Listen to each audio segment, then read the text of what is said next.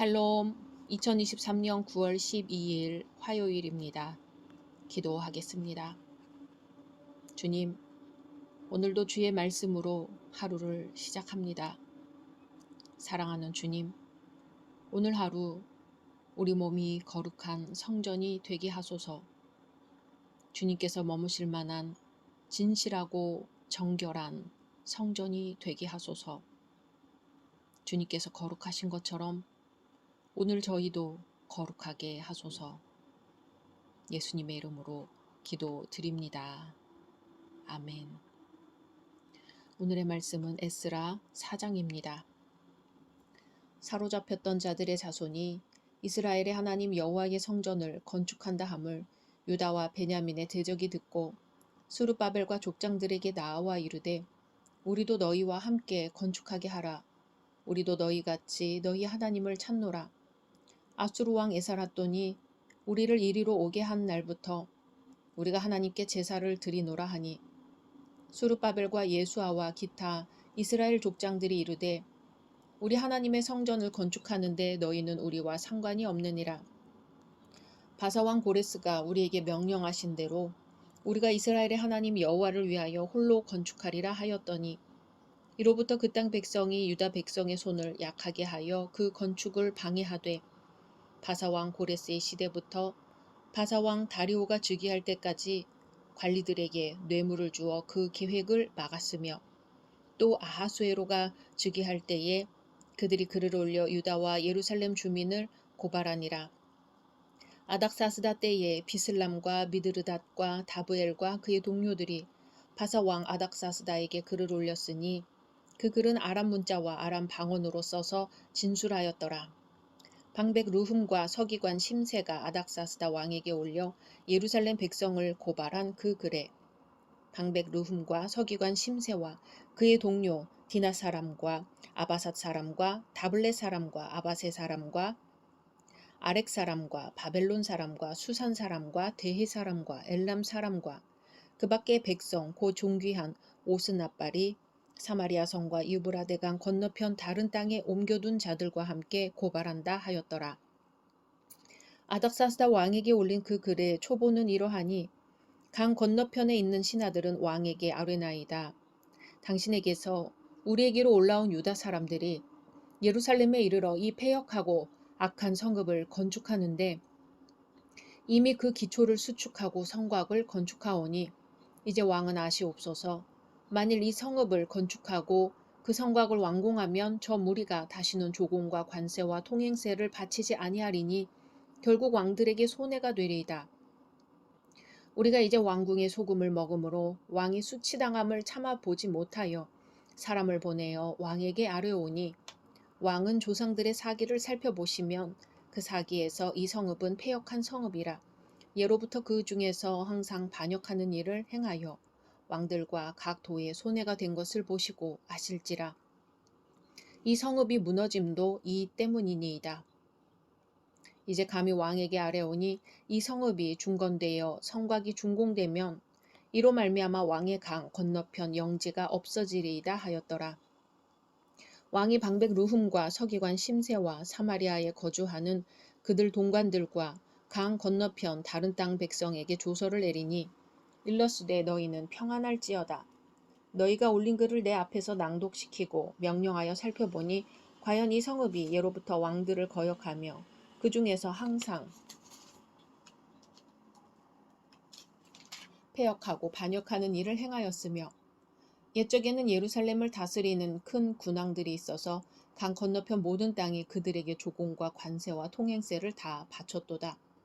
이제 너희는 명령을 전하여 그 사람들에게 공사를 그치게 하여 그 성을 건축하지 못하게 하고 내가 다시 조서 내리기를 기다리라. 너희는 삼가서 이 일에 게으르지 말라. 어찌하여 화를 더하여 왕들에게 손해가 되게 하랴 하였더라. 아닥사스다 왕의 조서 초본이 루흠과 서기관 심세와 그의 동료 앞에서 낭독되매 그들이 예루살렘으로 급히 가서 유다 사람들을 보고 권력으로 억제하여 그 공사를 그치게 하니 이에 예루살렘에서 하나님의 성전 공사가 바사왕 다리오 제2년까지 중단되니라. 아멘. 신앙의 중요한 요소 중 하나는 구별입니다. 구별은 거룩입니다. 시간과 시기의 구별, 장소와 사람의 구별입니다. 이스라엘의 여호와를 섬기는 구별 신앙은 성전이라는 장소를 중심으로 하여 이루어졌습니다. 그 성전이 이스라엘에 있다는 것은 하나님께서 그들 중에 함께 계신다는 의미이기도 합니다. 유다의 멸망과 함께 이 성전이 허물어지게 되었습니다. 구별된 삶을 원하셨던 하나님 앞에서 그들은 구별을 포기했습니다. 구별되어야 할 성전에 이방신들의 단을 쌓고 아세라 목상들을 세워 성전을 더럽혔습니다. 그 때문에 성전은 허물어지고 그들은 바벨론으로 포로가 되어 끌려갔습니다. 성전이 허물어지게 된 사건은 주님의 성령을 모시고 살아가는 성전된 성도들에게 거울이 되고 있습니다. 하나님의 성전인 우리가 구별된 삶을 살지 않으면 우리에게도 얼마든지 위기가 찾아올 수 있다는 교훈을 주고 있습니다. 이제 드디어 허물어졌던 성전이 다시 세워집니다. 유대인들은 성전을 잃은 채 약 70여 년간을 바벨론에서 포로 생활을 했습니다. 이 바벨론 포로 생활은 하나님께서 참 이스라엘을 구별하시기 위한 기간이었습니다. 그곳에서 신실한 성도들은 하나님에 대한 그들의 신앙을 포기하지 않고 하나님께서 회복하시어 예루살렘으로 돌아올 날만을 기다렸습니다. 포로기에 다니엘은 예루살렘 쪽을 향해 하루 3번 기도드렸습니다.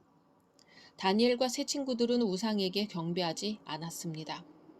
모르드게나 에스더 같은 인물이 하나님 앞에서 죽음을 각오하고 살았습니다.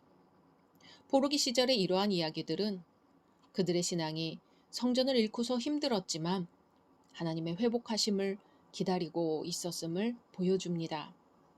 그런데 마침내 하나님께서 유대인들에게 은혜를 베푸셨습니다. 하나님을 경외하는 페르시아의 왕 고레스를 통하여 예루살렘의 성전을 재건하라는 조서를 내리셨던 것입니다. 포로로 끌려갔던 많은 유대인들은 성전을 짓기 위해 기쁨으로 귀향했습니다. 수르바벨, 예수와 제사장과 레위인이 중심이 되어서 성전의 기초를 놓았을 때 이전 솔로몬의 성전을 보았던 연장자들은 기쁨과 눈물이 뒤섞인 감회를 느꼈습니다. 이 성전 재건은 무너진 신앙의 재건이었습니다. 오늘날 성전이 무엇인가요? 고린도전서 3장 16절에 너희가 하나님의 성전인 것과 하나님의 성령이 너희 안에 거하시는 것을 알지 못하느뇨 라고 했습니다. 성도가 성전입니다. 하나님께서 오늘날 재건하려는 것은 무너진 영혼입니다. 세상 것으로 뒤범벅이 된 영혼들, 하나님을 잃은 마음으로 공고해하는 영혼들에게 주님의 성령을 부어주심으로 성전 건축을 이루시려고 하는 것입니다. 호사다마라는 말이 있지요. 좋은 일에는 반드시 사단의 역사가 있습니다.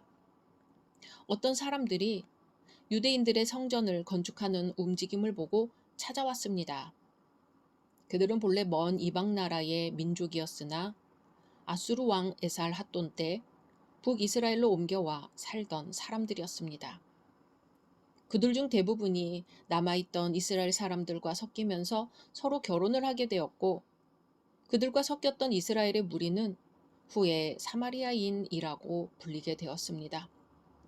그들은 제안하기를 2절에 수룹바벨과 족장들에게 나와 이르되 우리로 너희와 함께 건축하게 하라.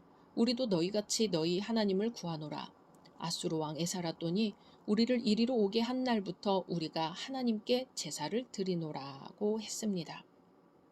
그들은 성전을 함께 건축하자고 했습니다. 유대인들이 하나님을 찾듯이 그들 역시 하나님을 찾으며 산다고 했습니다. 하나님께 희생을 드려왔다는 것까지도 덧붙였습니다. 다시 말해 하나님을 섬기며 살아왔다는 뜻입니다.